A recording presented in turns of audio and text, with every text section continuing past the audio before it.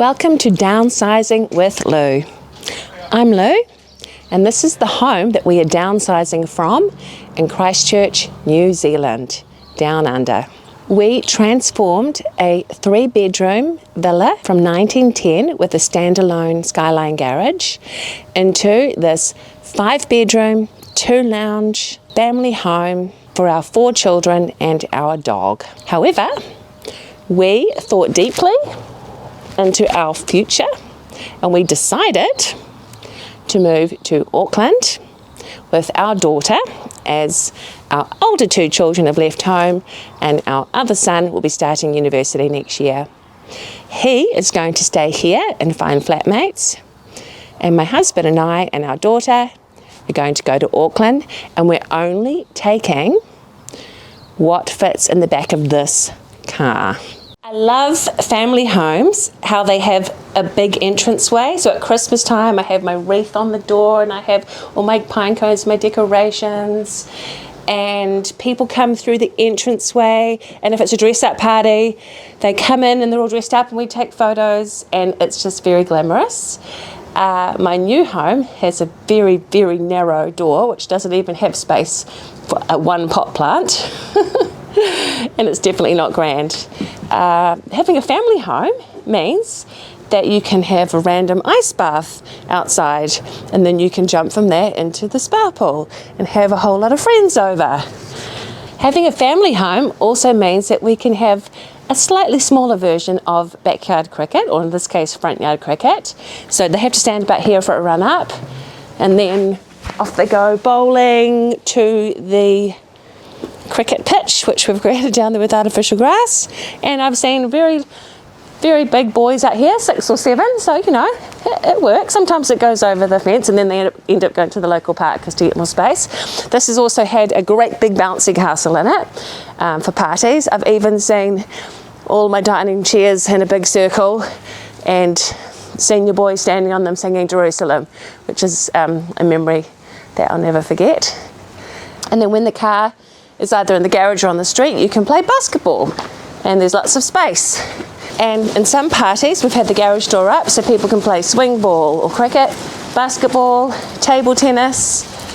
Obviously this could fit a car, but when you have a big double garage you can fit motorcycles, golf bags, cricket bags, electric scooters, lawnmowers, and lots of storage for tools and camping gear and beach chairs and anything you can think of. Lots of storage, and you can fit a chest freezer, and you can fit boogie boards and helmets and rugby balls and anything you can think of, ski gear.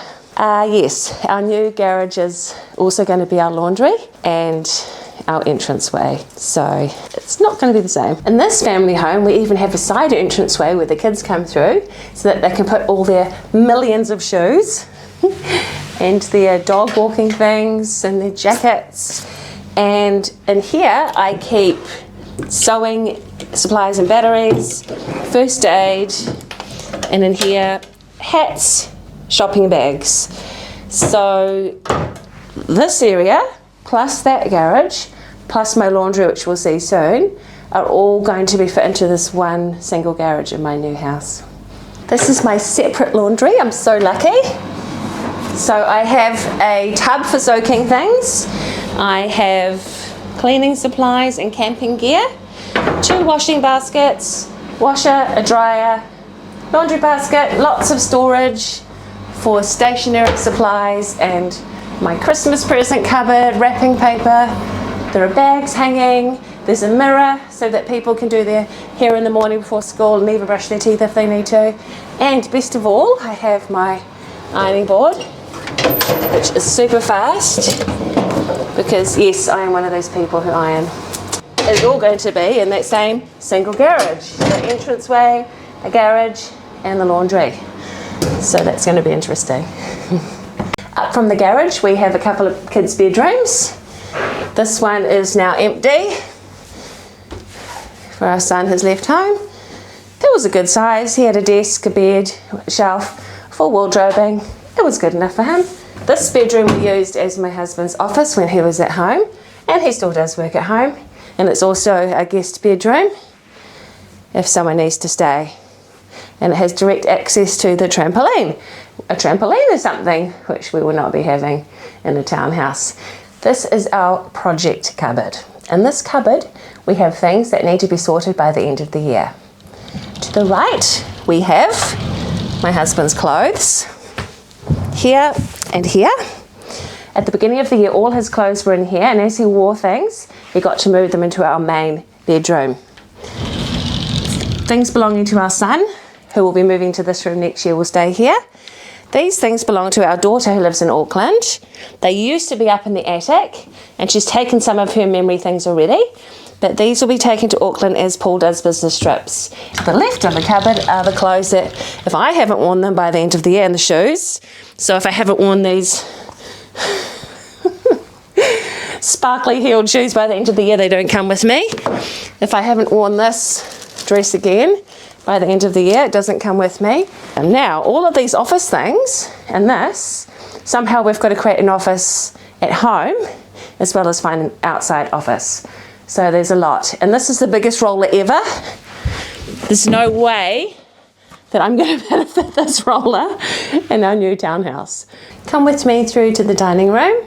The most important part of this dining room is the drop zone, which stops me going crazy at people. So instead of dumping their things on my table, they have to dump things here or here. This is our 12-seater dining table. This is just the chill zone couches. This is the beginning of our storage. So we have tea and coffee making things, dog things, water bottles under here. And this is my tap, which I'm really going to miss. It's got filtered water, sparkling water and boiling water, which means we don't have to have a kettle. And everything is easily accessible, which I love. This is my hidden storage cupboard where I keep the puzzles and the board games that have been heavily decluttered.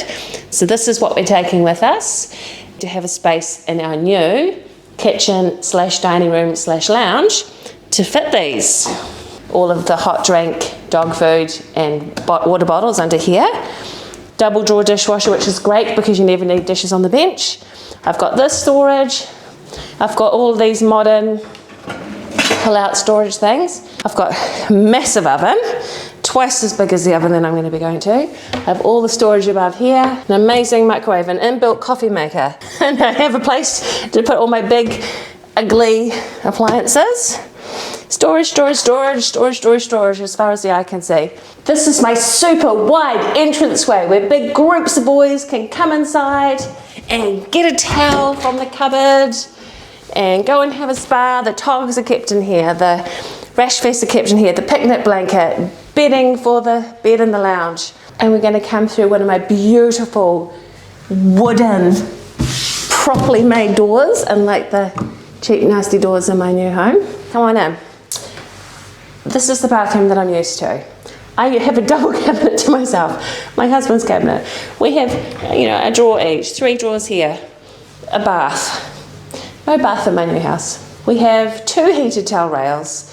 We even have a double shower. There's one each for Paul and I, or if we just want to go in the middle with a rain head, there it is. There's space. This morning, Paul and I were in a rush, so we both had a shower at the same time. Been married for 25 years, it's okay.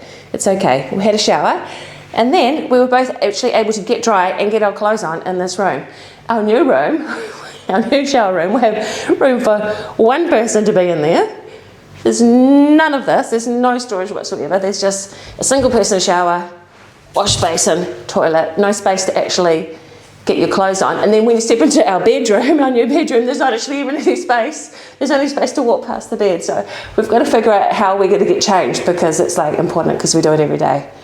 That's what I thought about this morning. Anyway, let's keep moving. Because this house was originally built in 1910, these doors in the front section are made from kauri, which is a native timber. You cannot make kauri doors anymore. So I didn't realise how lucky I was. Another beautiful door. I'm so going to miss you.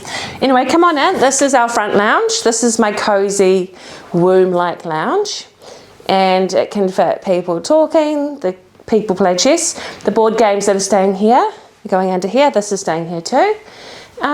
This is a pull-out bed and the bedding is in there. And yes, it does stop before the basket. This is a salvaged skylight, which we got from a renovation. And yeah, these doors open out. It's got the TV, it's got the roaring fire. You can sit on the nice soft carpet and do Legos or whatever you want to do. It's just a nice room, and it's staying like this when we leave it for our boys to run.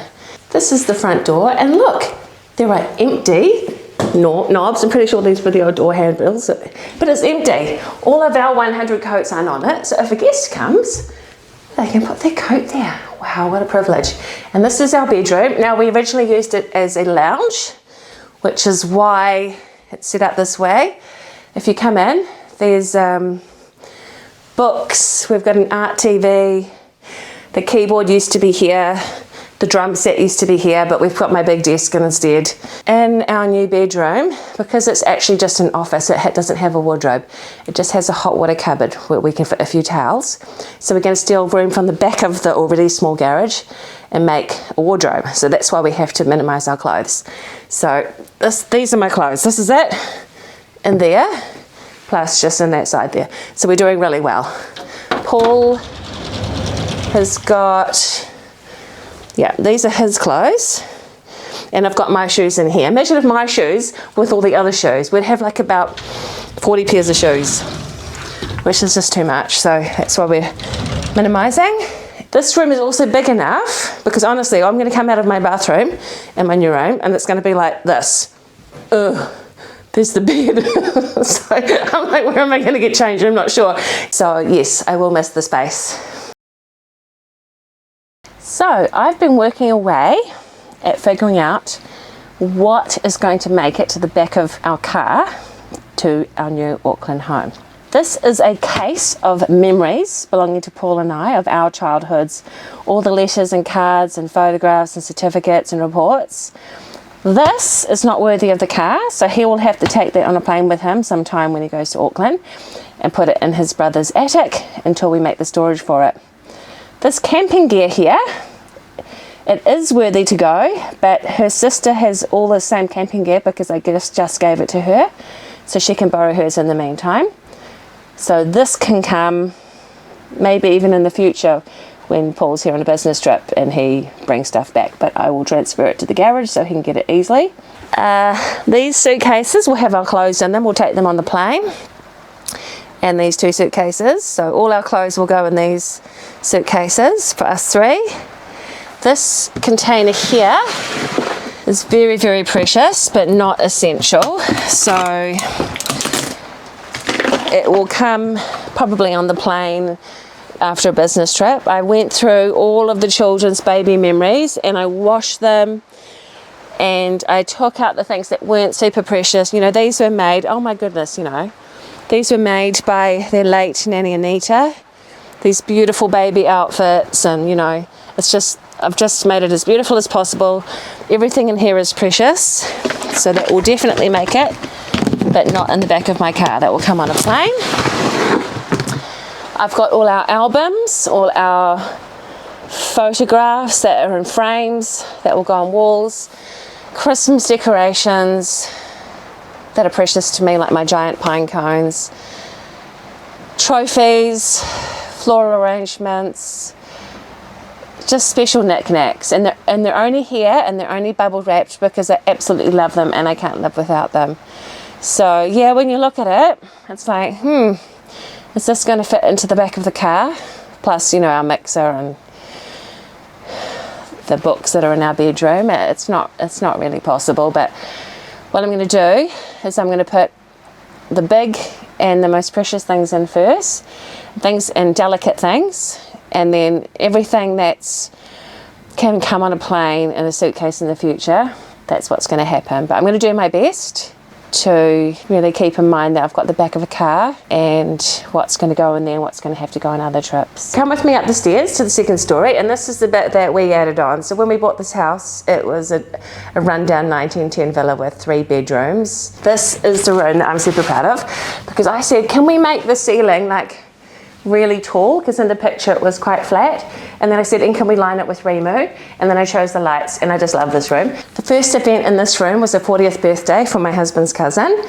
This room has seen a clown party with lots of little sweetie pie children, It's seen pre-ball photograph sessions. All sorts of fun sleepovers have happened in here. Found these amazing sofas at Urban Loft, and they go down to make beds. So you just pull it out, and then choop, and then it goes flat, and then choop, and it comes back up again. Usually the bedding is stored somewhere else, but then I thought, nah, I'm not going to store the bedding. Just keep it there, it makes it cozy. So in here, I have the pillows, the sheets, and the blankets. That's a bed, that's a bed. I've got an extra mattress there, so everybody can fit. There's a guitar, there's a keyboard, which is played very often. There's the drum set, my son is in a band. So yeah, this has had some really magical times. This is my daughter's room. It used to be hot pink, so we painted it blue so that when it becomes a student house, no one will object. And yeah, she's got a lovely outlook. And I'm going to close the windows on the lovely outlook because it's a miserable day. At this point in time, we've got this bunk bed. Now, I thought this was going to be our forever house. So I bought this bunk bed for my little girl. She's not a little girl anymore, but I thought it would be good for future grandchildren. So this is the story. I really, really wanted to bring this and put this in one of the rooms upstairs, which is bigger, which is going to be our office and spare room. And I thought of a way I could bring it, because obviously it doesn't fit in the back of the car. I thought, why don't we buy a trailer? And then we can park the trailer in our garage. And when we do the renovation, we can put all the debris in the trailer and use it like a skip, and then sell the trailer when we're finished. And on the trailer, we can put my bunk bed. So I found a way to get it to Auckland. So I thought it was a win-win. But then we taped out how big the room is that it's actually going into. And I realized that it's just going to overpower the room, and I'm not going to be able to have the other things that I want in there. So if you look on the ground, we put blue tape. So in this room, I'm going to walk in, the door's going to come to here. I'm going to have a desk going to the side here, and I'm going to have a sofa bed, which will, when you pull it out, it will come to here. There's still room for a chair and a desk. There's still room to walk by. There's still room to have a side table. And in this room, there's a massive big wardrobe. So my idea is that to take the doors away and to have Paul's office and his double screens inside, it's big enough, it's massive, and then to have sliding doors. So this room will have Paul's office and lots of storage hidden away. It will have a lovely comfortable sofa that becomes a double bed for guests, and it will have quite a big desk going along here for Tessa and I to be creative. Now the reason why I really wanted this bunk bed is because it's storage capacity. You know, a visiting person could sleep up here, someone could sleep here, they could lie down and read books. And under here was what I wanted for my future grandchildren and for anyone visiting who likes Lego. The Lego used to be all in one container, all in a jumbled mess, and so I colour coded it. I put the people together, the colours together, things that I've already made together, so that I was imagining people sitting here and playing, but as you can see, if that's the wall and a sliding door, there's not actually space to play. So what I wanted it for wouldn't have happened anyway. For example, you know, Guess Who, but you get the Guess Who out, there's not space to play. And little kids wouldn't be able to close it by themselves, so it just wouldn't work, unfortunately. It's a hard reality check, you know, it's got dress-ups and yeah. And this is Tessa's wardrobe, and this is what she's bringing to Auckland. This has been decluttered. She has given away so many of her childhood toys. It's unbelievable. So what we've come down to, this is it. She's not getting rid of anything else. This is her art from over the years and her certificates and portfolios. Special soft toys, Barbie and toys that she's not willing to get rid of. She has gotten rid of most things. She's been absolutely spectacular, giving it to her primary school and games and things to church for the kids to play with. And this is her creativity station down here. And when she makes things with her friend online, they chat to each other, but she spreads it all over the floor. So my vision with the office was for that table that will be across here to be a space that she can make a mess, and if she needs to leave it for a few days, it can stay there, and then she can go to her bedroom and it can just be all tidy, and she can have a restful sleep, and there's no mess stress. So that's my vision for the office. And this is the final kids' bedroom where you can grow your muscles, and you know, there's a desk, there's a swinging chair, there's a lovely view, there's gaming, there's room for a double bed. And the best thing about this room is the storage. So good. So this is my son's room. We don't really have drawers in our house. We do, but only bought ones. We like to just throw things on a shelf in categories. So like jumpers, t-shirts, shorts, pants, hoodies, and hang clothes up. And just throw like undies or socks in. Actually, we didn't look at Tessa's wardrobe. It's pretty much like this. My husband created this amazing outdoor area, and it's a lovely outlook, but at the end of the day, I am still looking at two of my neighbours, and out the front I've got a lovely view of other neighbours and old electric power lines. So the best thing, the amazing thing about where I'm going is that I can see the sea. I've got a view out to Hobson Bay, and I've also got a view over Newmarket Park, which is beautiful and green. And on the day that I first visited the apartment, a wood pigeon came and flew and landed in the tree right outside the deck, right where I was. And I was like, wow. And I thought I'd do a little brainstorm, because the thing is, when you move to a much smaller house, it's not just your same life but a little bit smaller. It's actually a fundamentally different life. And I actually got, because he's a quantity surveyor, I got him to work it out with bananas. The parking and the outdoor entertainment areas and the vegetable gardens and the pull-out clothesline and the espaliered Feijoa trees and the wood shed and the other shed and the trampoline, all the other stuff we have outside adds up to 4.5 bananas in this house.